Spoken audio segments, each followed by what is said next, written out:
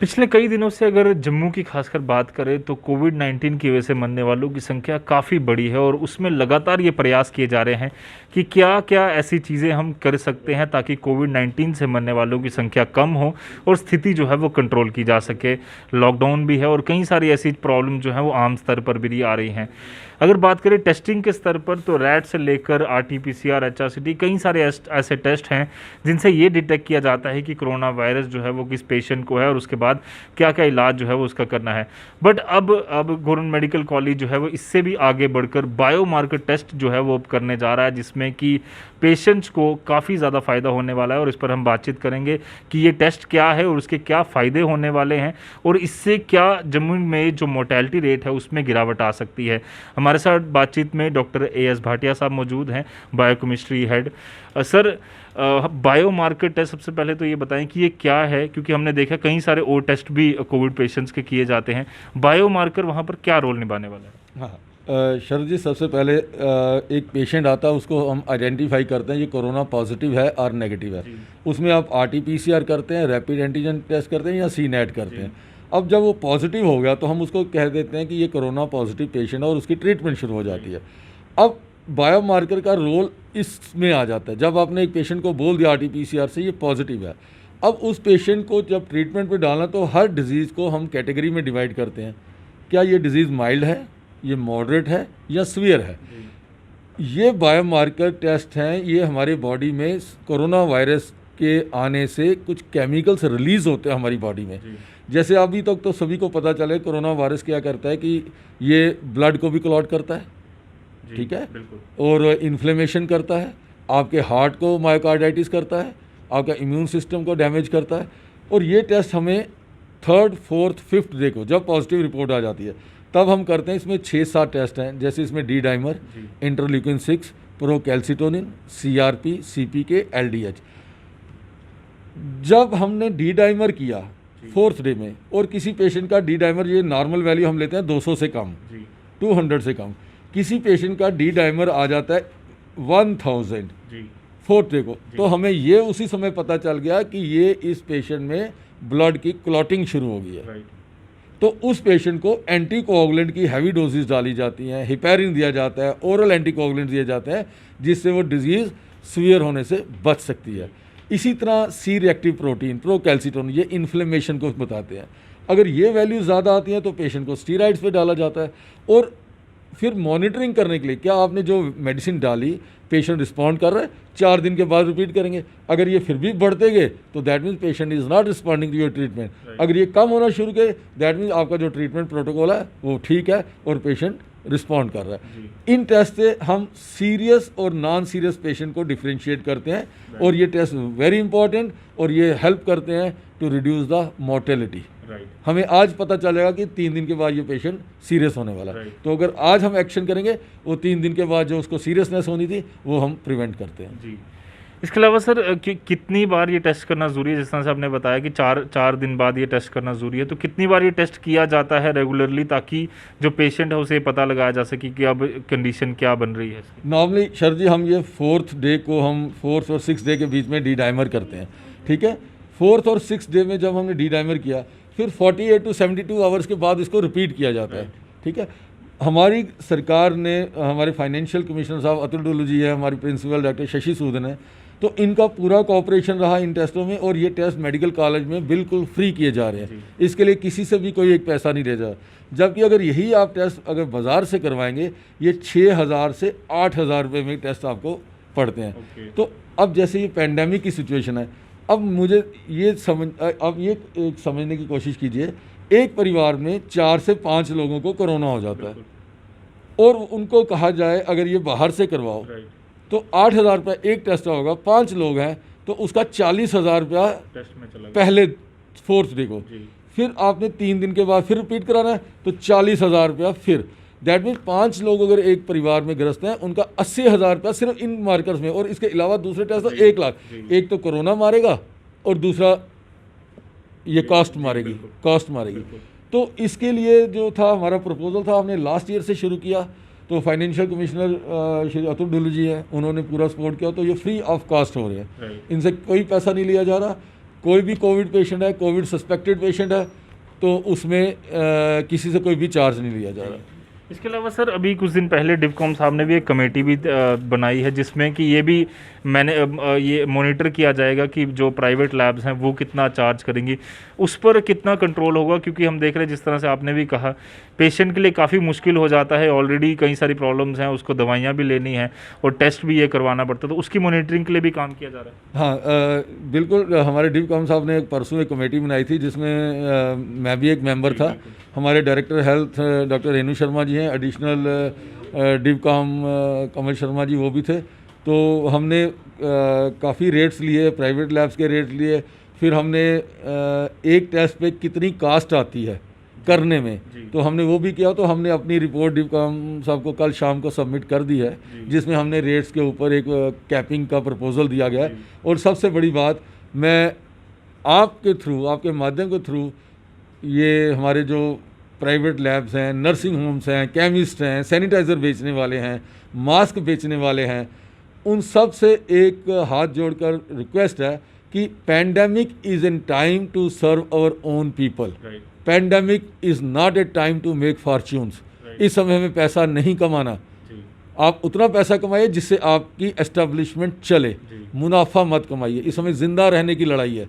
अगर आप लोग हेल्प करोगे, जो आप 8,000 रुपये के टेस्ट करते हो, और एक प्राइवेट लैब है थायरो केयर, मैं आज ही देख रहा था एक लीडिंग पेपर में बैक साइड पे थायरो केयर लैब की ऐड है, ये 2700 रुपये में कर रही है। तो अगर एक प्राइवेट लैब 2700 रुपये में अगर बायो मार्कर्स कर रही है, तो आप 6,000 या 8,000 में क्यों कर रहे हैं?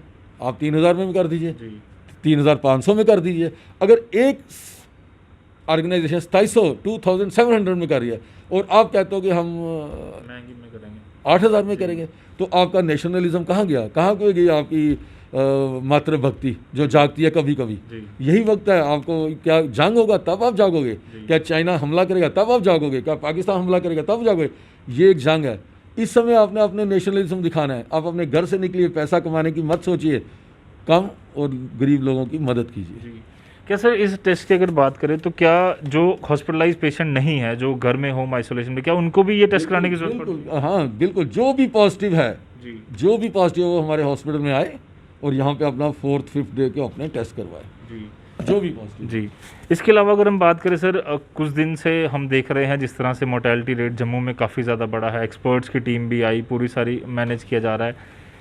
हॉस्पिटल पर अगर हम बात करें या डॉक्टर्स पर, पैरामेडिकल स्टाफ पर, कितना मुश्किल हो रहा है इस समय इन चीज़ों को संभालना? हम देख रहे हैं जीएमसी एक लौता शायद देश में पूरा हॉस्पिटल होगा, 800 से ज़्यादा बेड्स यहाँ पर जो है वो मैनेज किए जा रहे हैं, कोविड पेशेंट्स मैनेज किए जा रहे हैं। कितना मुश्किल हो रहा है इस समय?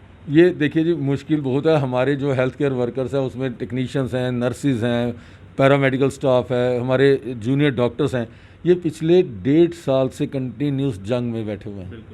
1.5 साल में ये कई लोग घर नहीं गए हैं। ये मैं तो बोलूँगा कि ये एग्जॉस्ट हो चुके हैं, ये एग्जॉस्ट हो चुके हैं। और मेरी नज़र में कोई भी ऐसा डॉक्टर नहीं है जो चाहेगा कि मेरे पेशेंट की डेथ हो, कोई भी डॉक्टर नहीं है। तो they are putting their best efforts.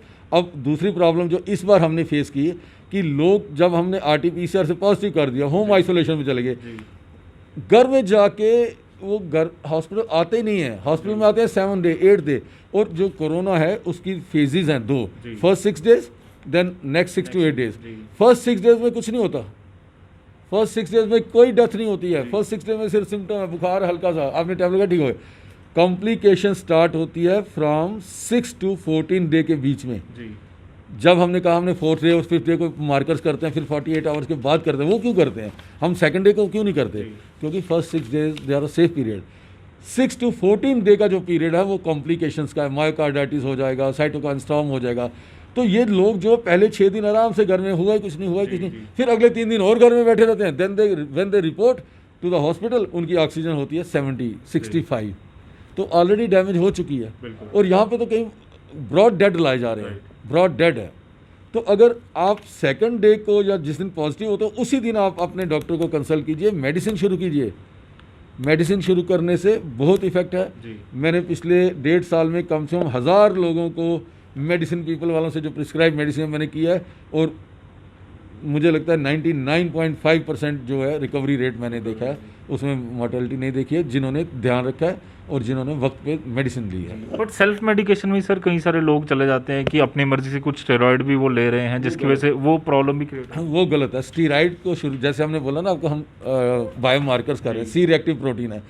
Steroids का रोल तभी आएगा जब आप में ये बायोमार्कर्स बढ़े हुए हैं, CRP बढ़ा हुआ है, इंटरल्यूकिन बढ़ा हुआ है, इन्फ्लेमेशन हो रही है, तो उस इन्फ्लेमेशन को दबाने के लिए ये स्टीराइड एंटी इन्फ्लेमेटरी है। और जो स्टीराइड्स हैं ये इम्यूनिटी को लो करते हैं। अब लोग क्या करते हैं कि आज RT-PCR पॉजिटिव हुआ, केमिस्ट के पास गए, देना ओमना कार्टिल, देना प्रेडनिसोलोन, पहले दिन ही शुरू। और जो फर्स्ट 6 डे में वायरस रेप्लिकेशन कर रहा है, तो जब आपने पहले ही दिन आपने स्टीराइड शुरू कर दिया, आपने अपना इम्यून सिस्टम को और वीक कर दिया और वायरस को रेप्लिकेशन करने का और मौका दे दिया। तो सेल्फ मेडिकेशन नहीं करें, कंसल्ट कीजिए। हेल्पलाइन नंबर्स हैं, रोज़ अखबारों में आती है हेल्पलाइन नंबर, किसी को फ़ोन कीजिए। आपके जान पहचान में कोई डॉक्टर है उसको फ़ोन कीजिए, मेडिकल कॉलेज की हेल्पलाइन पे फ़ोन कीजिए एंड और प्रॉपर ढंग से करिए। तो इतना पैनिक होने वाली बात नहीं है अगर आप अपना प्रॉपरली इसको treat it as a disease, as a disease करके बनिए। हम तो बचपन से TB में भी रह रहे हैं, HIV में भी रह रहे हैं, हम तो बचपन से बीमारियों से जूझ रहे हैं। तो ये भी एक बीमारी है, सिर्फ थोड़ा सा डर गई है जनता, डर गई है। तो डरने वाली बात नहीं है, प्रिकॉशंस वाली बात है।